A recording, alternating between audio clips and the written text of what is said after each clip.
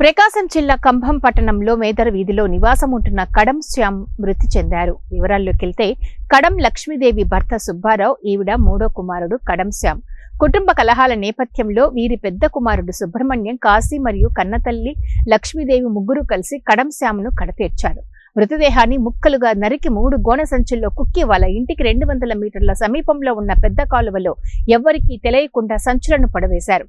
స్థానికుల సమాచారం మేరకు Kambham circle inspector Mallikarjuna, Kambham sub inspector B Narasimha Rao సంఘటనా స్థలానికి చేరుకుని మృతదేహాన్ని పోస్ట్ మార్టం నిమిత్తం కంభం ప్రభుత్వ వైద్యశాలకు తరలించారు.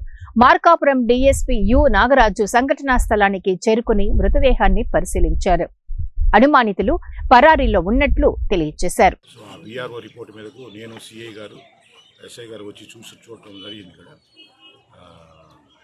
అది అక్కడికి చిక్కడబడింది. చూస్తే అతని మృతదేహం అయితే ఇక్కడ ఉన్నది.